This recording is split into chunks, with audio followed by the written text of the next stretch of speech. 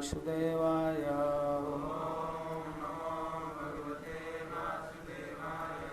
ओम नमो भगवते वासुदेवाय।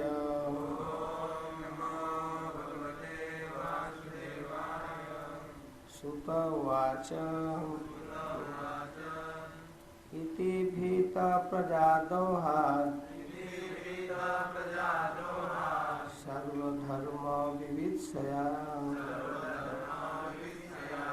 ततो विनशनं प्रागात् यत्र देवव्रतोपतत्। श्रुत उवाच इति भीतः प्रजादोहात् सर्वधर्म विवित्सया ततो विनशनं प्रागात् यत्र देवव्रतोपतत्। हरे कृष्ण। बोलिए सभी लोग। सूत उवाच श्री शुक गोस्वामी ने कहा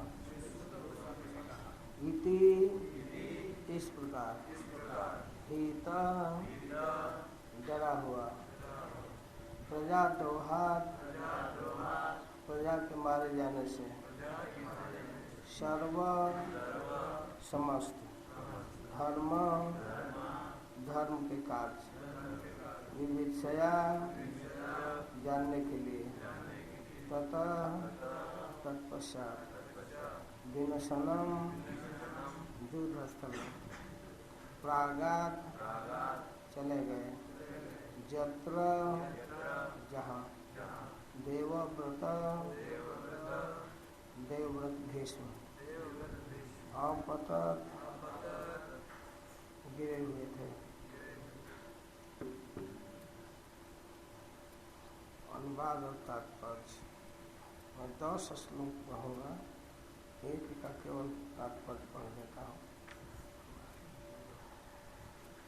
सूत गोस्वामी ने कहा कुरुक्षेत्र के युद्ध में सारे लोगों का वध करने के कारण भयभीत महाराज युधिष्ठिर उस स्थल पर गए जहाँ नरसंहार हुआ था।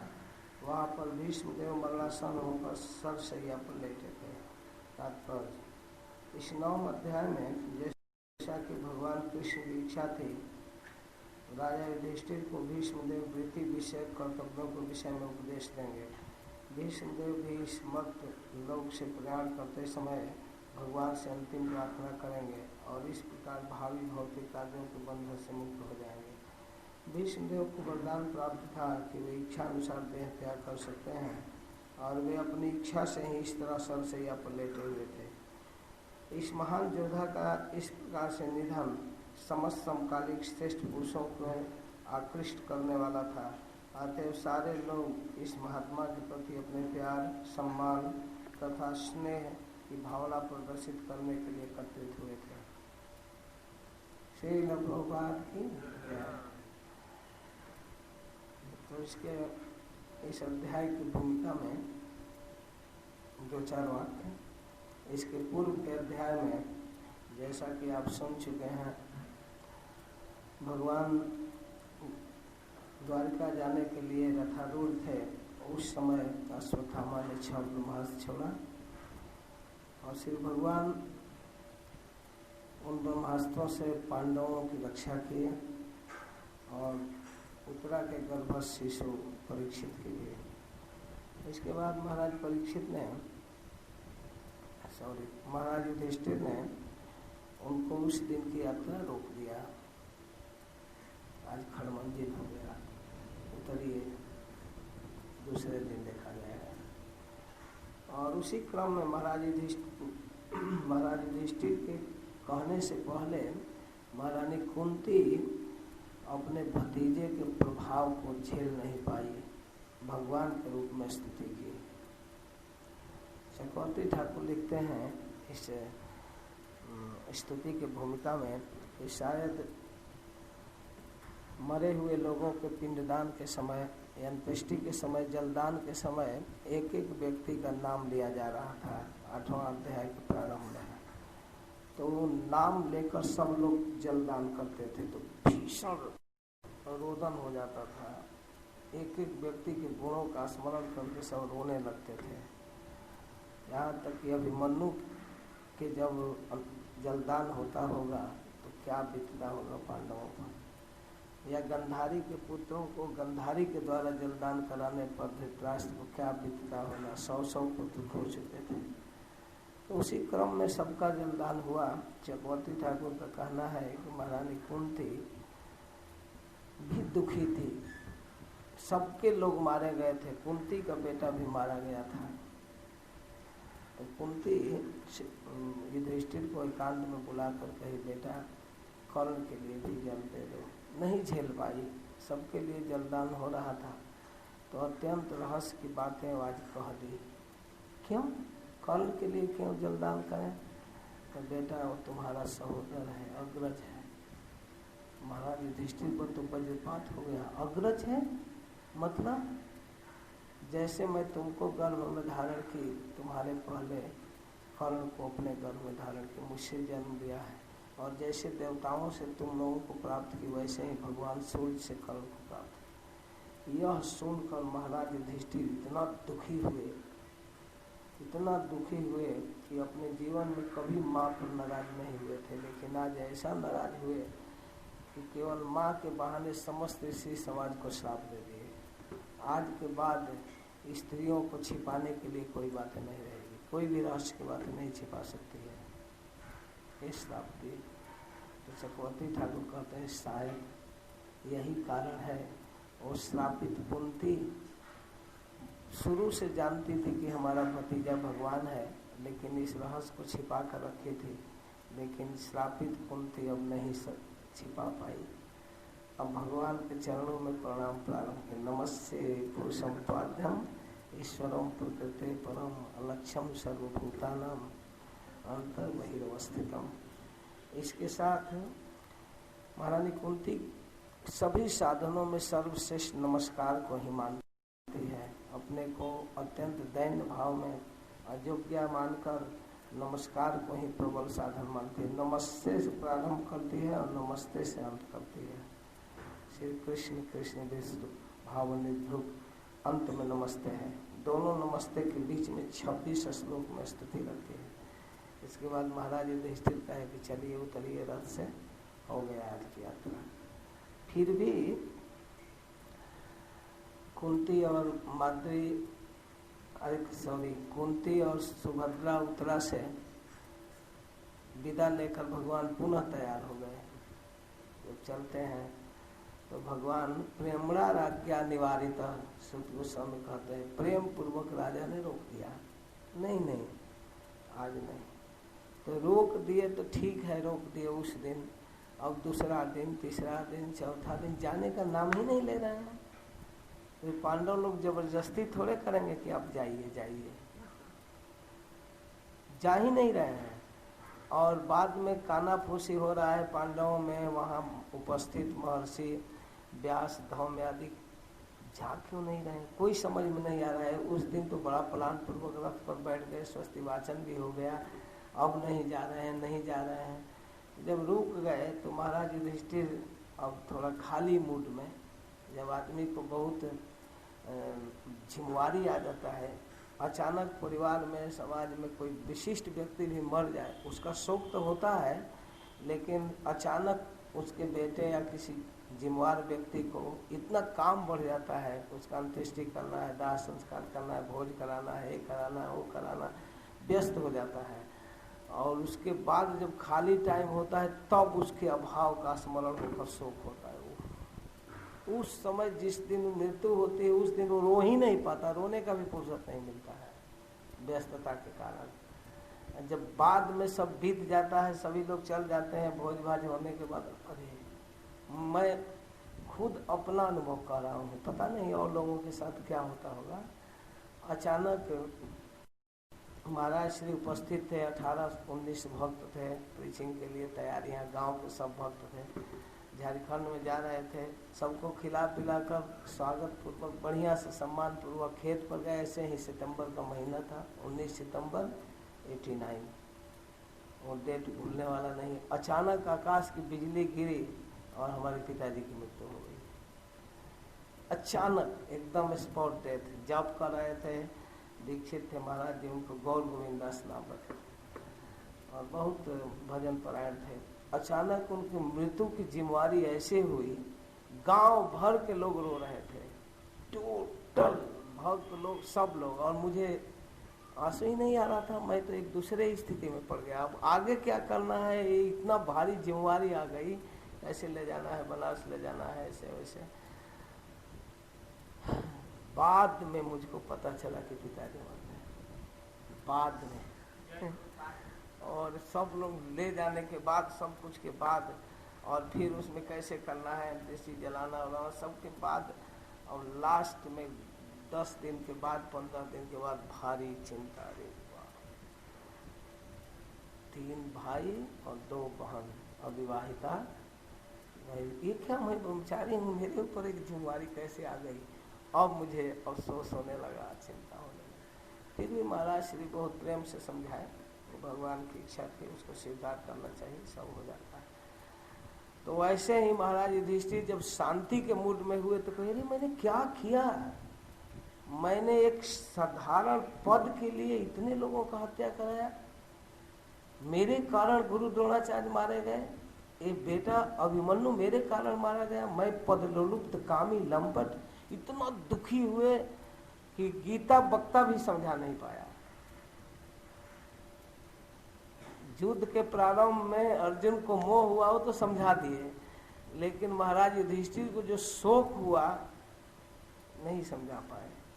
व्यास, धौम्य आदि सारे ऋषि थक गए, उनकी बात तो छोड़िए, कृष्ण थक गए। तो कहे कि अच्छा आप ऐसे नहीं समझेंगे तो 456 वर्ष के अनुभव लिए हुए भीष्म देव अभी पड़े हैं। भगवान की एक अद्भुत भंगिमा है, उनको युधिष्ठिर को उपदेश तो कराना एक अनुषंगिक कारण है, मुख्य कारण है कि अपने परम प्रिय भीष्म को जीवन के अंत में दर्शन देना है। इस रहस्य को कोई नहीं समझ रहा था। अब क्यों रुक गए वहाँ, ये तो पोल खुलेगा 9वां अध्याय के लास्ट में, सब लोग काना पूछ कर, अच्छा यही कारण थे रुकने का। अब भीष्म पितामह के पास जाना है, बहाना कर लिए, और अर्जुन, अरे युधिष्ठिर महाराज के हृदय में शोक भी उत्पन्न वही कराए, सबके हृदय में वही है, प्रेरित करके उनको महाशोक में डाल दिए, कोई समझा ही नहीं पाया। तब भगवान कहते हैं चलिए भीष्म जी से पूछते हैं, अगर वो कह देंगे कि अनुचित हुआ है युद्ध में, समझाया गया कि क्षत्रियों का कर्तव्य है, कुछ हिंसा होता ही है, तो महाराज युधिष्ठिर कर, हिंसा करोड़ों वर्षों तक नरक में रहने पर भी मेरा प्रायश्चित नहीं हो सकता। मैं उस धर्म को स्वीकार ही नहीं करता जिसमें जीवों की हत्या हो। यह धर्म है। एकदम जो भी समझाने का कोशिश करता था उसको चुप कर देते थे। जिसमें बच्चे मारे जाएं, स्त्रियां विधवा हैं, जिसमें ब्राह्मणों की हत्या हो, धर्म है। उस धर्म को मैं नहीं मानता। कौन? धर्म पुत्र युधिष्ठिर। अब उनके सामने कौन बात करेगा, सब चुप। तो कहे चलो भीष्म पितामह के पास। सूत गोस्वामी कहते हैं, इति भीतः प्रजा दोहात सर्वधर्म विविधया ततो विनशनम प्रागत जब देवो प्रतो पतत। कुरुक्षेत्र के युद्ध में जहाँ सभी लोग मारे गए थे, वो विनशनम स्थान है, मरने विनाश का स्थान, वहां पर चले गए। महाराज युधिष्ठिर युद्ध स्थल पर गए, जहाँ लोग एक दूसरे को मार कर आए थे, जहाँ लाश पटी हुई थी, और इस प्रकार प्रजा मारी गई थी। प्रजा के द्रोह की जहाँ अग्नि जली थी, वहाँ एक एक लोग मारे गए थे, कई हजार कई लाख लोग मारे गए थे। वहाँ पर गए, किस लिए गए? कहते हैं सर्वधर्म विविधया, अपने कर्तव्य को ज्ञान करने के लिए, धर्म की जानकारी के लिए, जिज्ञासा से गए, जानने के लिए गए कि हमारा क्या कर्तव्य है, मैंने उचित किया कि अनुचित किया, इसके लिए गए। और उस युद्ध स्थल में देवव्रत जहाँ गिरे हुए थे, पड़े हुए थे, तो वहाँ पर ये लोग गए। प्रभुपाद कुछ एडवांस लिख देते हैं, तात्पर्य में लिखे हैं कि उनके केवल युधिष्ठिर ही नहीं गए, दुनिया के जितने सिलेक्टेड विद्वान थे सब पहुंच गए। अब आप सुनेंगे कि परशुराम जी भी गए। अच्छा, परशुराम को शुद्ध गोस्वामी स्पेशल कहते हैं। सशिष्यो रेणुका सुत, अपने शिष्यों के साथ रेणुका सुत गए। सबका परिचय दिए हैं थोड़ा थोड़ा प्रभुपाद जी, कौन कौन आया था। तो उसमें आचार्यों का कहना है कि सशिष्यो रेणुका सुत, सब लोगों को एक एक नाम रख दिए। इसका मतलब इतने बड़े गुरु आचार्य महंत लोग अकेले थोड़े आए होंगे, कुछ चेलाचारी तो होंगे ही। लेकिन परशुराम को स्पेशल क्यों कह रहे हैं सशिष्यो रेणुका सुत? इस पर एक विशेष कारण है कि परशुराम और भीष्म के बीच युद्ध प्रसिद्ध है। गुरु चेला में लड़ाई, घोर लड़ाई हुई। एक स्त्री के कारण लड़ाई हो गई थी, काशी नरेश की बेटी के कारण। तो भीष्म पितामह काशी नरेश की 3 लड़कियों को पकड़ कर ला रहे थे हस्तिनापुर। वो एक्चुअली स्वयंवर में नहीं गए थे, वो गए थे मिथिला में। मिथिला नरेश से उनकी दोस्ती थी, उधर रुके थे। उनको सूचना भी नहीं था, विदेह राज्य में थे, वहाँ कोई न्यूज़पेपर नहीं चलता था, कोई दुनिया का खबर नहीं, केवल अध्यात्म वातावरण था। तो वहाँ से निकले तो चले हस्तिनापुर के लिए, तो सोचे चलो काशी नरेश से मिल लेते हैं। वो भी मित्र था, रास्ते में है, मिल लेते हैं। काशी में आए तो देखते हैं कि यहाँ तो बड़े बड़े राजा लोग जुटे हैं। बात क्या है? स्वयंवर सजा हुआ है। तो सारे राजा हंसने लगे कि अच्छा ब्रह्मचारी जी का भी इच्छा हो गया क्या विवाह? व्यंग बोलने लगे। अब तो क्षत्रिय स्वभाव चिढ़ गए, अच्छा दिखाता हूँ कैसे ब्रह्मचारी विवाह करता है। और एक बाण में सारे राजाओं का मुकुट गिरा दिए।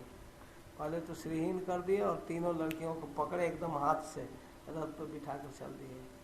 तो एक बीच में कहने लगी कि मैं तो अपना मन सालू को दे चुकी हूँ। अच्छा ठीक है, छोड़ दिए। लेकिन वो सालू के पास गई तो स्वीकार ही नहीं किया। तुमको हाथ पकड़ने से पहले विरोध करना चाहिए था।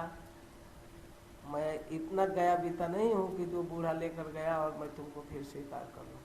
फिर बेचारी निराश होकर भीष्म के पास आई कि जैसे मेरे बहनों का विवाह कराए वैसे भाइयों से करा दीजिए, चाहे स्वयं कीजिए, अब मेरा हाथ पकड़े हैं। ये देखो मेरे तो करने का कोई सवाल नहीं। और जब उसकी प्रतिष्ठा है कि घूम कर आने वाली लड़की को नहीं स्वीकार किया, तो हम इतना गए बीते हैं क्या? तो गई क्यों? अब उसके कारण बड़ी भारी समस्या हो गई। तो अब सब जगह पंचायत जुटाने लगी। तो कहे कि भाई वो किसी का सुनने वाला नहीं है, क्यों आ रही हो? उसके गुरु परशुराम ही उसको समझा सकते हैं। तो परशुराम के पास गई तो कहे अच्छा तुम्हारा हाथ पकड़ा था, तो करना पड़ेगा विवाह।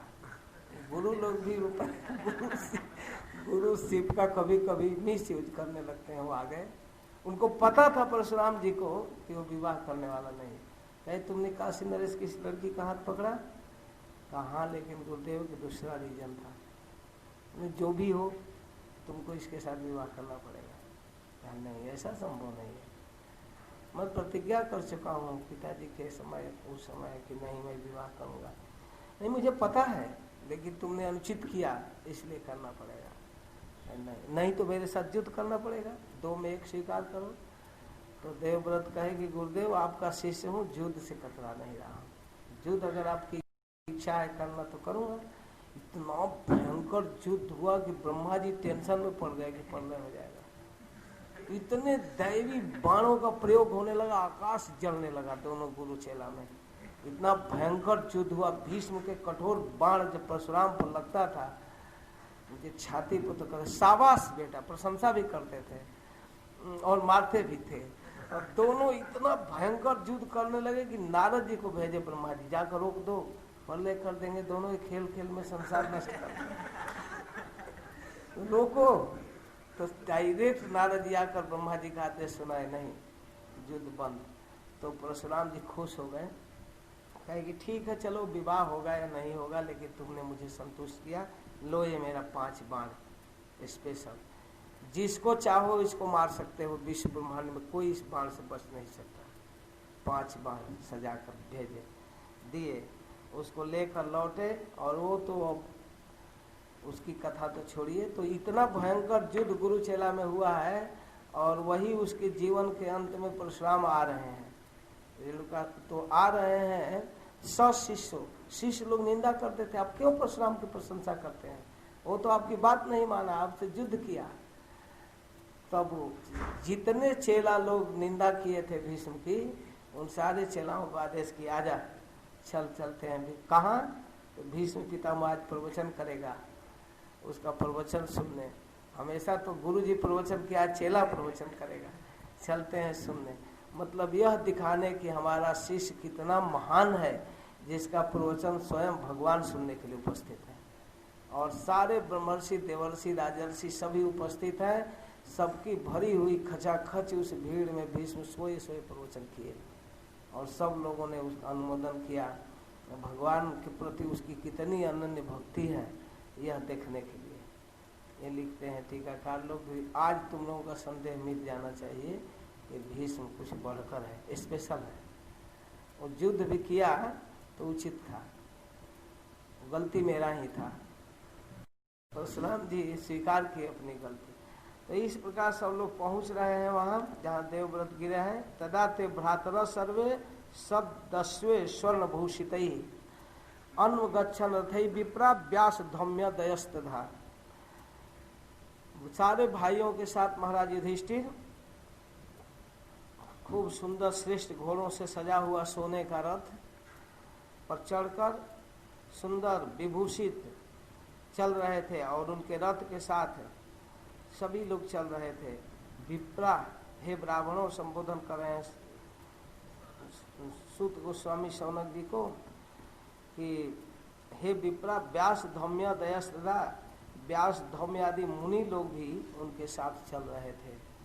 अब वो हस्तिनापुर से निकलकर कुरुक्षेत्र जा रहे हैं, खूब सोने के सजे हुए रथ पर भगवान व्यास जी हैं, धौम्य मुनि हैं, उनके भाई लोग हैं।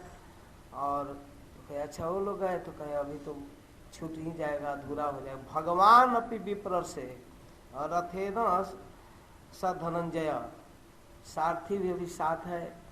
जब कृष्ण उपस्थित है तो अर्जुन का रथ चला है। हालांकि वो ड्यूटी पूरा हो गया है, लेकिन ड्राइवर मौजूद है तो चलो लेकर चल।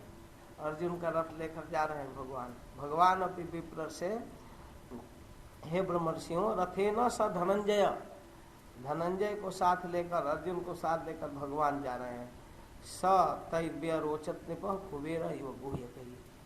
महाराज युधिष्ठिर कैसे लग रहे हैं उस समाज में? जैसे देवताओं के बीच में कुबेर लगते हैं। गुह्य अपने परिकरों के साथ जैसे कुबेर लगते हैं, वैसे महाराज युधिष्ठिर लग रहे थे। महाराज युधिष्ठिर के लिए कुबेर की उपमा दे रहे हैं। कृष्ण आदि सब उनके बीच चारों तरफ घेर कर चल रहे थे। महाराज युधिष्ठिर का रथ बहुत अच्छा लग रहा था। तो सब लोग जा रहे थे बड़े राजसी ठाट बाट से। और तो कुबेर से उपमा दे रहे हैं केवल संपन्नता वैभव के लिए।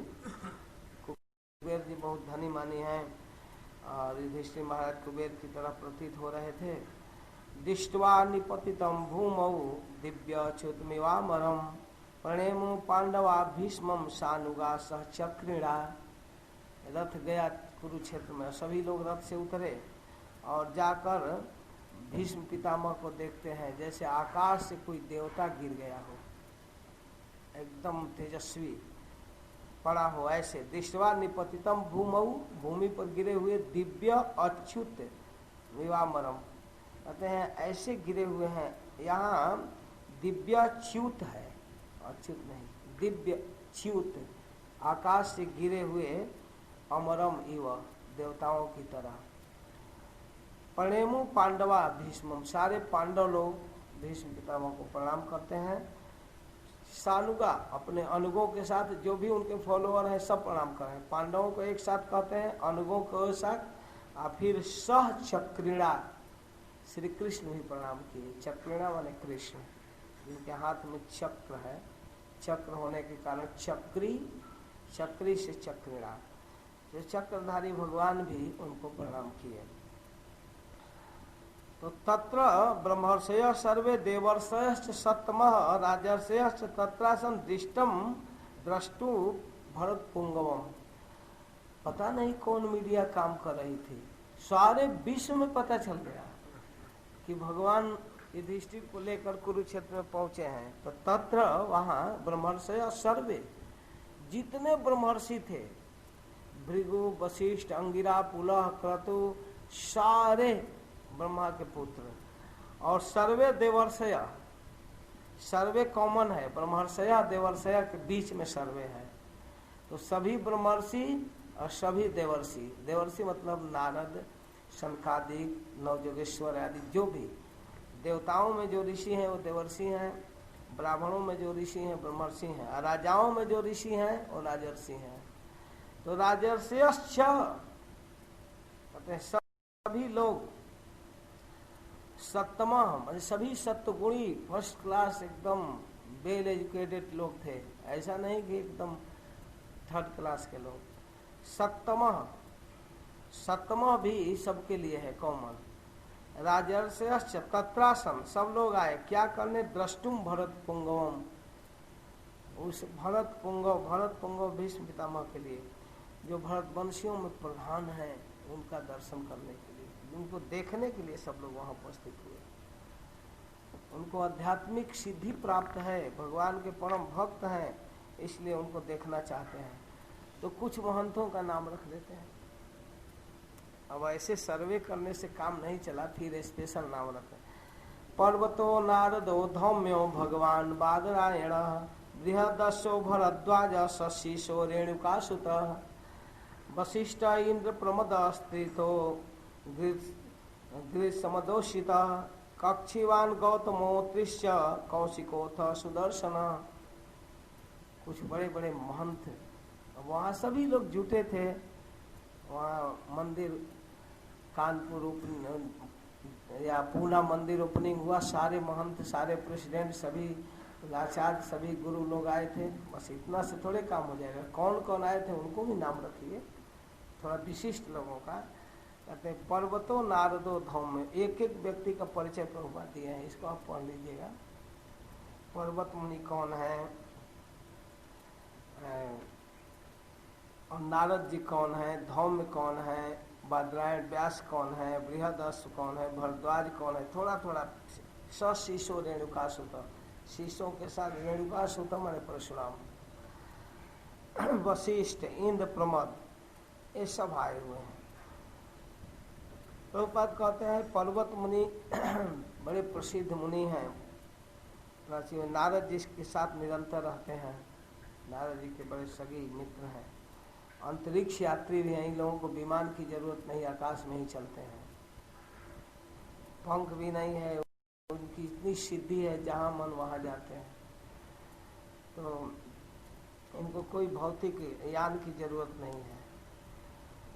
तो पर्वत मुनि भी नारद जी के समान चलते हैं। जब महाराज परीक्षित के पुत्र जन्मेजय यज्ञ कर रहे थे, सर्प यज्ञ चालू कर दिए, तो उस समय ये दोनों अचानक आ गए, नारद जी और पर्वत ऋषि एक साथ, रोकने के लिए। तो बृहस्पति जी भी आ गए। तो उस समय पर्वत मुनि और दोनों आए, तो उसका वर्णन प्रभुपाद जी कहते हैं, आकाश से विचरण करते हैं। और आकाश से ही, एक महाभारत में भी वर्णन है कि ये दोनों आए नहीं, आकाश से द्रौपदी का स्वयंवर देख रहे थे। तो रुक भी सकते हैं, जहां मन करे वहीं, ये वर्णन करते हैं। पर्वत मुनि भी स्वर्ग से राजा इंद्र के दरबार में जाया करते थे, सब जगह गंधर्व के रूप में, कभी कुबेर के सुप्रसिद्ध देवताओं के राज दरबार में जाते थे, सब जगह वो जाते रहते थे। नारद और पर्वत कई जगह वर्णन है। वहाँ क्या नाम है, मृगारी को भक्त बनने के बाद देखने के लिए पर्वत मुनि और नारद जी साथ गए थे। नारद जी कहते हैं आप तो केवल चिंतामणि या स्पर्श मणि नहीं है, स्पर्श मणि तो लोहे को सोना बनाता है, आप तो स्पर्श मणि पारस पत्थर, लोहा को स्पर्श करके सोना बनाता है, आप तो स्पर्श मणि बना देते हैं, उससे बढ़कर है, इसको भी पवित्र करने में समर्थ बना दिए। तो ये है पर्वत ऋषि का वर्णन नारद जी के साथ। और नारद मुनि के विषय में तो सभी जानते हैं, सुप्रसिद्ध ब्रह्मापुत्र भक्ति के आचार्य, ब्रह्मा के पुत्र और शिष्य दोनों थे। इन्हीं की शिष्य परंपरा, इन पर थोड़ा ज़्यादा लिखते हैं कि हम लोग इन्हीं की परंपरा में हैं। व्यासदेव की परंपरा, जो चैतन्य महाप्रभु तक यह प्रसिद्ध परंपरा है। मध्वाचार्य आदि इसी के परंपरा के हैं। ब्रह्मा नारद व्यास से लेकर मध्व चैतन्य षड गोस्वामी, ये हमारे परंपरा के आचार्य हैं। और धौम्य मुनि एक ऋषि थे जिन्होंने उत्कोचक तीर्थ में कठिन तपस्या किया था। पांडव राजाओं का राज पुरोहित नियुक्त किए गए थे। राज पुरोहित द्रोणाचार्य नहीं थे, वो तो शिक्षक थे, पढ़ाए थे। पुरोहित थे धौम्य मुनि। धौम्य मुनि का बहुत सुंदर, क्या कुछ कहना चाहते थे? हाँ, कृपाचार्य थे, कृपाचार्य और कुल गुरु थे। गुरु पुरोहित दो दो होते हैं ब्राह्मणों में। ब्राह्मणों में बाभन जानना मुश्किल है। एक होते हैं पतरा पोथी देखने वाले, ये बतलाने वाले, और शुक्राचार्य और बृहस्पति जी पुरोहित और कुलगुरु दोनों थे। वशिष्ठ जी कुलगुरु थे सूर्य वंश का। तो कहने को खानदानी गाइड करने वाला, और पुरोहित माने आगे आगे चलकर पुरोहित करने वाला, मुहूर्त नक्षत्र देखकर इस भद्रा है, यहाँ शुभ है, ये सब बताने वाले पुरोहित होते हैं। तो धौम्य मुनि का बड़ा सुंदर वर्णन है। जब महाराज युधिष्ठिर जीवा हार कर वनवास जा रहे हैं, तो जब वनवास के लिए निकले तो सारी हस्तिनापुर की प्रजा रोने लगी, निकलने लगी। तो महाराज युधिष्ठिर बड़ा टेंशन में पड़ गए, कैसे करें। अच्छा, जनता को तो समझा लेते, ब्राह्मण सब उनके साथ हो गए, हम भी वन में चलेंगे आपके साथ। तो महर्षि धौम्य भी थे, कहे गुरुदेव क्या किया जाए, समझ में नहीं आ रहा। महर्षि धौम्य को बड़ा क्रोध आया। आज पूछ रहे हो, उस दिन पूछ लेता कि जुआ खेलो कि न खेलो। आज पूछ रहे हो। बहुत सुंदर प्रवचन किया है। कह रहे देखो, किसी की भी बात मानने की एक सीमा होती है। तुमको पता था कि वो अपने पुत्रों के व्यामोह में बार बार बुला रहा है जुआ खेलने के लिए, तो उसी में कह रहे हैं कि देखो, पढ़ाई करने के लिए दोस्त, यात्रा के लिए, युद्ध के लिए अनेकों, भजन के लिए एक, टाइमिंग और व्यक्ति कितने कितने लोगों के साथ जाना चाहिए, उसी में कई चीज कितने बार में करना चाहिए। तो उसी में कहे बंटवारा एक बार होना चाहिए। जब भाई में विभेद हो गया, समझौता बांट कर समझौता नहीं होनी चाहिए, बंटवारा हो गया फिर मिला दें। ऐसे ऐसे लोगों में बेईमानस, चोरी और अविश्वास, बहुत चीज बोले हैं, ये सब बढ़ता है भाइयों में। क्या उससे होता है? मन बंट गया तो फिर फॉर्मेलिटी की क्या जरूरत है? तो तुमने गड़बड़ किया। बार बार मिलने के कारण इतना बैर बंधा है। आज तक वो प्रेम बना रहा था, जब एक बार में तो अलग हो गया, फिर समझौता नहीं किया होता। खूब डांटे हैं, समझौता करके तुम इसको बढ़ा दिया, मन बढ़ा दिया दुर्योधन का। ठीक है, जाओ भगवान का स्मरण करो। ये ब्राह्मण लोग नहीं जाएंगे, ब्राह्मणों को भी समझाए कि आप लोग इसको परेशान मत कीजिए, बीच बीच में मिलते रहिएगा, और सबको समझाए। वहाँ महर्षि धौम्य का बहुत बड़ा रोल है। तो इस तरह से धौम्य है, और धौम्य बड़े ही तपस्वी व्यक्ति थे, और सब जगह उनका नाम महाभारत में आता है, कई जगह। गृहस्थों के वास्तविक पुरोहित थे, पांडवों को धर्म के सही मार्ग निर्देशक थे। पुरोहित का कार्य है गृहस्थ का आश्रम धर्म का सही मार्गदर्शन करना। प्रॉपर डिटेल लिखे, आप पढ़ सकते हैं। बदरायण माने व्यासदेव, व्यासदेव की थोड़ी जीवनी लिखते हैं, इसके पुत्र हैं, क्या हैं। सत्यवती के गर्भ से व्यास जी का जन्म हुआ, और वही सत्यवती शांतनु मुनि से ब्याही गई। पहले सत्यवती एक क्या कहते हैं, मलाह, निषाद की पुत्री थी, और इसलिए व्यासदेव के अनेक नाम हैं, कृष्ण द्वैपायन या पराशर्ज, पराशरात्मज, ये सब अनेक नाम है। बादरायण, वेद व्यास, उनके पीछे कई कारण हैं। कृष्ण उनका वर्ण था, रंग काला था, इसलिए कृष्ण कहे गए। द्वीप में उनका जन्म हुआ था, इसलिए आयन उनका था, निवास स्थान द्वीप था, गंगा जी के टापू, इसलिए उनको कृष्ण द्वैपायन कहा गया। वैदिक सूत्रों को उन्होंने व्याख्या किया। तो संस्कृत में व्यास और समास दो शब्द हैं। संक्षिप्त को समास कहते हैं, विस्तार को व्यास कहते हैं। तो वैदिक सिद्धांत की व्याख्या करने के कारण इनका नाम व्यास हुआ। तो कृष्ण द्वैपायन व्यास इस तरह से प्रसिद्ध हुआ। पराशर मुनि के पुत्र होने के कारण पराशर जी हुए।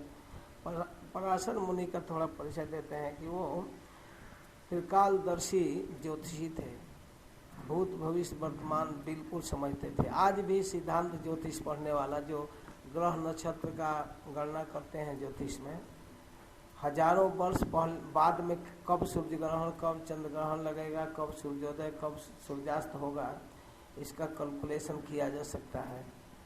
वैसा ग्रंथ लिखे हैं पराशर मुनि। वो बृहद पराशरी, लघु पराशरी सब उत्तर मध्यमा शास्त्री में पढ़ना पड़ता है। संस्कृत पढ़ने के चक्कर में मैं भी पढ़ा था। वो व्याकरण में एडमिशन नहीं हुआ, साइंस का स्टूडेंट था, इसलिए सिद्धांत ज्योतिष में भी सिद्धांत ज्योतिष में एडमिशन हुआ। उसमें साइन थीटा कोस थीटा था, ज्या कोज्या आदि, और हाइट एंड डिस्टेंस ये सब था। उसी को संस्कृत में लिखा था, इनकी भाषा केवल यही थी। और साइन के जगह पर ज्या कोज्या ये सब था। तो ये सब पढ़ा था। तो लघु पराशरी, बृहद पराशरी, पराशर मुनि का उस सिद्धांतिक ग्रंथ आज भी फेमस है। गर्गाचार्य जी का, ये लोग त्रिकालदर्शी महात्मा थे, एकदम ज्योतिष सारा भूत भविष्य एकदम कंप्लीट जानते थे, किस क्षण में कब कहाँ क्या होने वाला है आगे, एकदम पूरा उनको दिखता था, जैसे दर्पण में चेहरा दिखता है वैसे। तो ऐसे पराशर मुनि जब गंगा तट पर स्नान करने गए, ज्योति बैठी हुई थी। अचानक इनकी दृष्टि गई, ये कौन है, किसकी बेटी है। परिचय पूछते ही देख लिए उसके चेहरे को, अच्छे इसके गर्भ से भगवान का अवतार होने वाला है। वैदिक शास्त्रों का और मुहूर्त देखे तो इसी क्षण इसको गर्भाधान करना चाहिए। अब कौन गृहस्थ है, कब उसका विवाह की फॉर्मेलिटी पूरा करें, कब इसको एक करें, बस समय पर विचार करके कहे कि तुमको एक गुरुतर कार्य स्वीकार करना पड़ेगा। गंगा जल उठाए और उस पर फेंक छिड़क दिए। तो मत्स्यगंधा थी, मछली का गंध निकलता था, जल पड़ते ही पद्मगंधा हो गई, कमल का गंध निकलने लगा। इसके बाद कहे मैं तुमको गर्भवती करूंगा, तुम्हारे गर्भ से भगवान व्यासदेव का अवतार होगा। एकदम घबरा गई ज्योति, ऐसा कोई साधु इस तरह की बात करता है, एकदम कांपने लगी। कहे नहीं, इस समय तुमको स्वीकार करना होगा।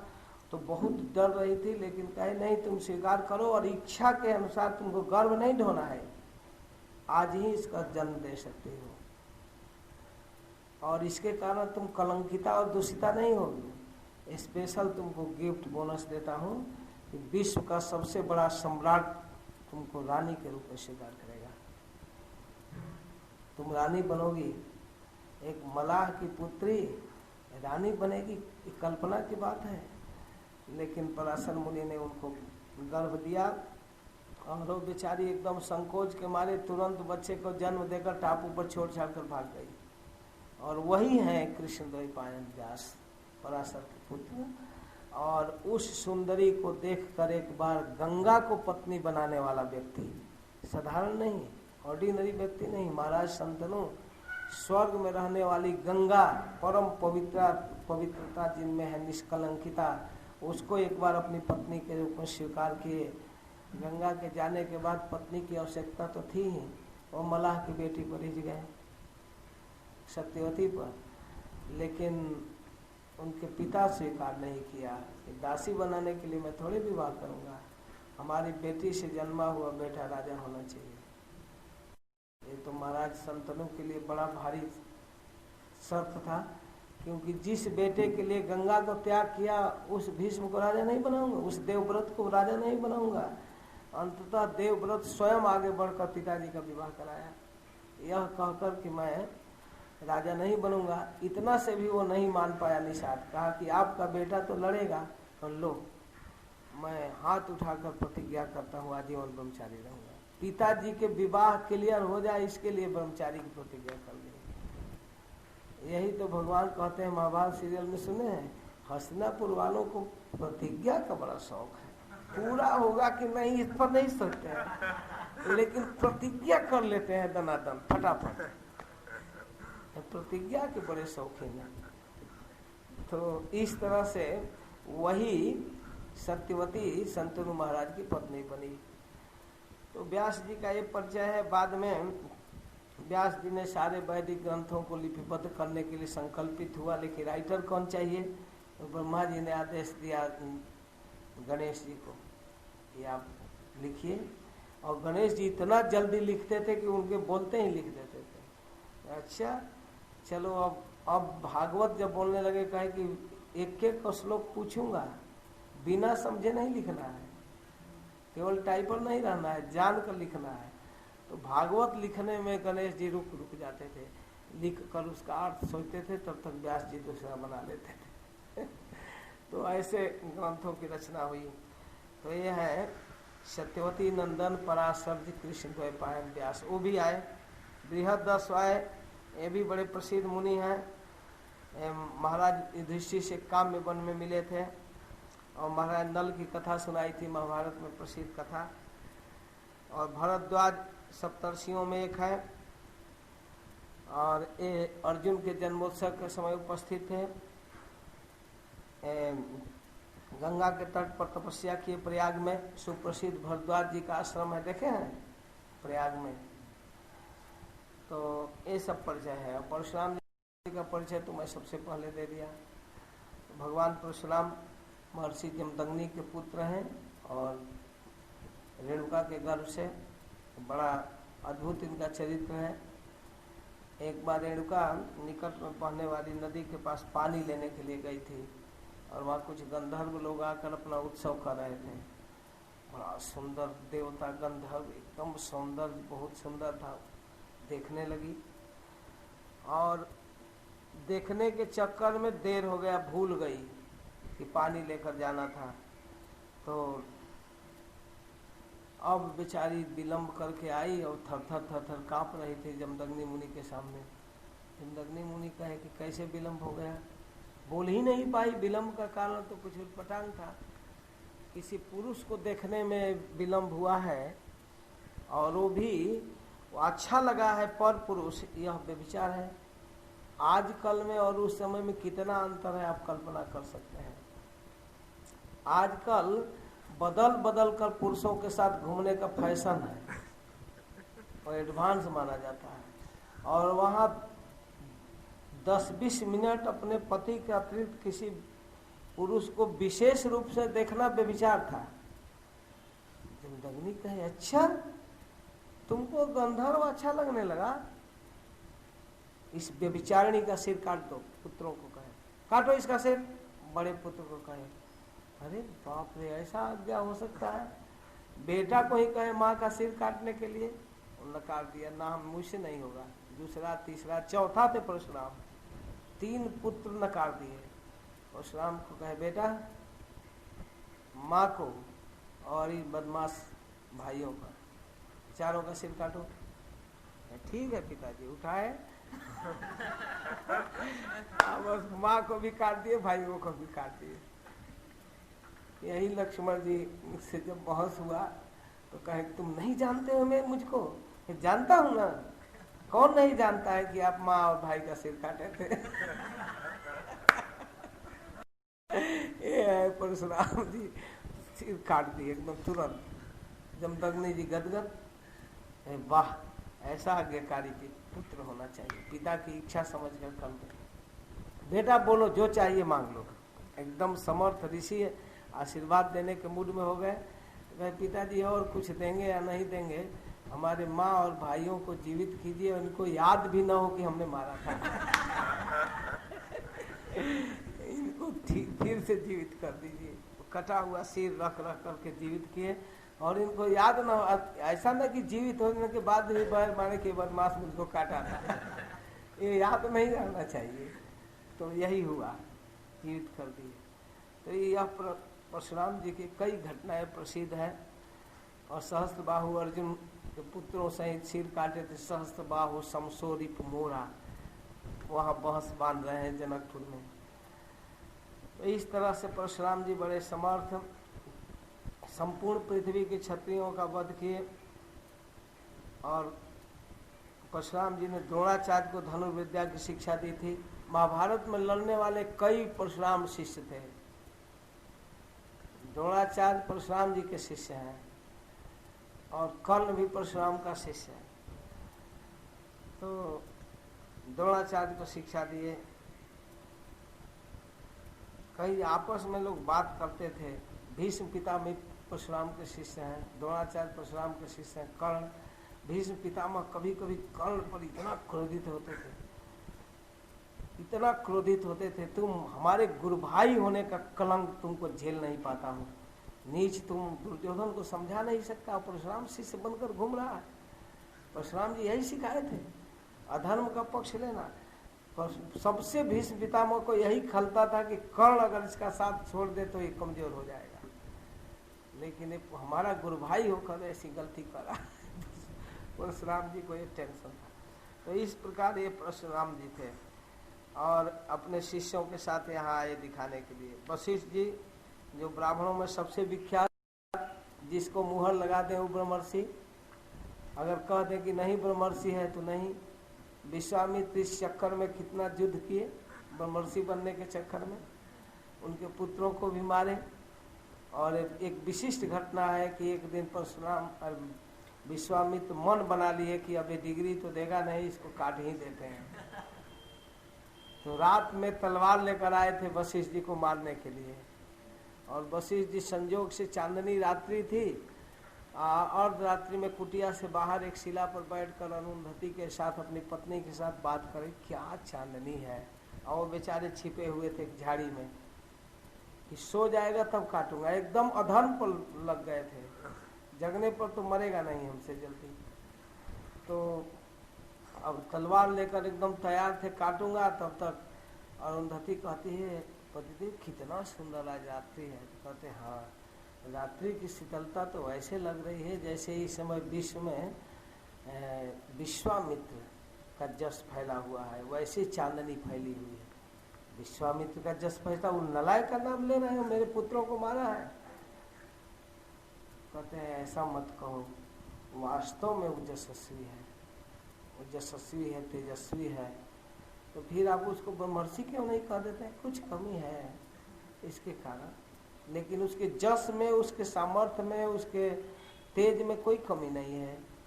वशिष्ठ जी प्रशंसा, खूब प्रशंसा कर रहे हैं एकदम एकांत में अपने पत्नी से, और वो उनकी गलतियों को गिना रही है, फटाफट उसकी गलती को काट रहे हैं। ऐसा तो होता ही है, मैं कौन माना, मैं भी तो युद्ध किया, मेरी भी गलती है, ये है वो है, कर रहे हैं और उनकी प्रशंसा करें। सुनते सुनते विश्वामित्र का तो सारा क्रोध गल गया।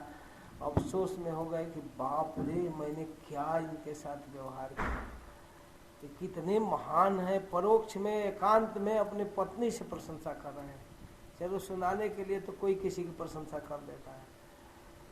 बस विश्वामित्र आए और तलवार फेंके, चरणों में दंडवत प्रणाम कर गए। ब्रह्मर्षि मुझे माफ करो, मैं आपके चरणों में बहुत गलती किया। रोने लगे। विश्वामित्र चरण पकड़ लिए। तब कहते हैं वशिष्ठ जी, ब्रह्मर्षि उत्तिष्ठा, उठ जाओ, डिग्री मिल गया। बस यही कमी थी तुम्हारा, ऐंठ, अहंकार, ये ब्रह्मर्षि का गुण नहीं है। विनम्रता ब्रह्मर्षि का गुण है। छाती से लगा लिए। तो विश्वामित्र को भी ब्रह्मर्षि बना दिए वशिष्ठ जी। तो ये वशिष्ठ जी बहुत बड़े सूर्य वंश के गुरु हैं, सूर्य कुल के गुरु हैं। इनका इतिहास प्रमद, इन प्रमद, ये सब विख्यात ऋषि थे। इनका परिचय प्रभुपाद नहीं दिए हैं। त्रित, गृत, समत, असित आदि। तो देर हो रहा है, संक्षेप में हम आगे बढ़ते हैं। अन्य च मुनयो ब्रह्मन ब्रह्मराता दयो मला शिशै रूपेता जगमुख कश्यप आंगिरसादय अन्य च मुनय। केवल मैं जिनका नाम लिया वही नहीं, और भी दूसरे लोग भी आए, और उसमें ब्रह्मरात्रादयो मला। ब्रह्मरात्र कहते हैं सुखदेव गोस्वामी को। तो अमला इनका स्पेशल नाम रख रहे हैं, ब्रह्मरात्र आदय, और भी अमलय, अमला पूर्ण शुद्ध है, पूर्णतया शुद्ध लोग सुखदेव गोस्वामी भी आए। और शीशे रूपेता जगमु कश्यप आंगिरस आदय, और लोग भी आए, कश्यप और आंगिरस, आंगिरस गोत्र के भी ब्राह्मण आए, कश्यप जी आए, उनके भी पुत्र परिवार सब आया। तान समेतान महाभागान अनुपलभ्य वसुतम पूजया मास धर्मज्ञो देश काल विभागविद। सब लोग वहाँ उपस्थित हैं, एक से एक बड़े बड़े लोग आए हैं, लेकिन यहाँ तान समेतान महाभागान उपलभ्य वसुतम, वसुओं में उत्तम ये भीष्म के लिए कहा जाता है। भीष्म पितामह सरसैया पर पड़े हैं, देख रहे हैं कि हमारे पास एक से एक बड़े बड़े लोग आ रहे हैं, लेकिन आज किसी का स्वागत नहीं कर सकते, खड़ा होकर हाथ जोड़कर नमस्कार नहीं कर सकते। ऐसा नहीं है कि केवल छोटे लोग उपस्थित थे, भीष्म पितामह से बड़े बड़े लोग वहाँ उपस्थित हैं, तो उनको प्रणाम तो करना चाहिए ना। तो किए प्रणाम, उनका स्वागत भी किए, सत्कार भी किए, सुत गोस्वामी किए, हाँ पूजया मास, पूजा किए, सबका पूजा किए। कैसे उठपटांग बात कर रहे हैं, सरसैया पर पड़े थे तो पूजा कहाँ किए, माला पहनाए, आरती किए, चंदन लगाए, चरण छुए, क्या किए? तो कहते हैं वो धर्मज्ञ थे, धर्म के रहस्य को जानते थे, इसलिए देश काल विभाग भी, देश काल परिस्थिति के अनुसार कब कैसा पूजा होता है उसको जानते थे। तो वहीं पर पड़े पड़े मन ही मन प्रणाम कर लिए। और सरसैया पर पड़े हैं तो कैसे प्रणाम करेंगे, चारों तरफ बाण लगा हुआ है, तो उस परिस्थिति के अनुसार प्रणाम किए। धर्मविद भली भांति वे जानते थे कि किस प्रकार देश काल के अनुसार धर्म को सामंजस्य किया जा सकता है। जितने महान आचार्य, धर्म उपदेशक, विश्व सुधारक, सब लोग जो वहाँ उपस्थित थे, विश्व के विभिन्न भागों से तरह तरह के लोग वहाँ उपस्थित हुए थे, उसे वो जानते थे। भीष्मदेव इस भक्ति संप्रदाय के उपदेश करने वाले 12 महापुरुषों में एक है, प्रभुपाद लिख रहे हैं। अतएव ब्रह्मांड के कोने कोने से आए हुए शक्तिशाली तेजस्वी ऋषियों को पहचानते थे, उनका स्वागत सम्मान अपनी मृत्यु शैया पर पड़े पड़े कर सकते थे। और वे लोग भी सर्वज्ञ ऋषि समझ रहे थे ये किस पोजीशन में भीष्म है, सबको आंख पलक झुका झुका कर नमस्कार कर रहे हैं। अब हाथ तो काम नहीं कर रहा है, देख रहे हैं, एक बार वशिष्ठ जी को दिखे, अत्रि मुनि को देखे तो प्रणाम कर रहे हैं ना। एक हाथ जोड़कर प्रणाम करना, दंडवत प्रणाम करना, बारी बारी से देखकर उनके तरफ आंख बंद करना, इस तरह से प्रणाम कर रहे थे सबको। स्वागत सत्कार के लिए स्वयं उठकर शरीर से असमर्थ थे, क्योंकि उस समय वो न तो घर पर थे न सामान्य रूप से स्वस्थ थे, लेकिन उनकी मस्तिष्क पूरी तरह सेवा में लगी हुई थी, सबके सम्मान कर रही थी। वे बोल सकते थे, बारी से बोल सकते थे, इसलिए नाम रखकर महर्षि दंडवत प्रणाम, विनम्र प्रणाम करते थे। आगंतुकों को ठीक से सत्कार कर पाए, समुचित काल को जानते थे। कृष्णम च तत्प्रभावज्ञ आसीनम जगदीश्वरम हृदयस्थम पूजया मासम मायोपात विग्रहम। अपनी माया से मनुष्य का रूप धारण करने वाला श्री कृष्ण वहाँ सर्वाराध्य supreme personality of Godhead उपस्थित है, उसका पूजा तो होना ही चाहिए। तो कृष्णम च तत्प्रभावज्ञ, कृष्ण के प्रभाव को जानने वाले, आसीनम जगदीश्वरम, सारे जगत के एकमात्र ईश्वर, हृदयस्थम पूजया मासम, अपने हृदय में स्थित भगवान को पूजा किए। वो जानते थे मायोपात विग्रहम, अपनी जोग माया से अंतरंगा शक्ति के प्रभाव से वो विग्रह मनुष्य रूप में आए हैं। तो भगवान सर्वशक्तिमान है, उनकी स्थिति को समझकर सबके हृदय में भगवान है, इसलिए हृदय से भगवान की पूजा किए। हृदय से, मन से किए गए पूजा को भगवान सबसे ज्यादा स्वीकार किए, जान गए कि परिस्थिति में है। तो इस तरह से वे सारी बातें भीष्मदेव को ज्ञात थी, अतः उन्होंने उसी के अनुसार उनकी पूजा की मन से। तो इस प्रकार सबकी पूजा कर लिए। अब आगे प्रवचन का वर्णन होगा, कैसे, इसको कल सुनेंगे। हरे कृष्ण।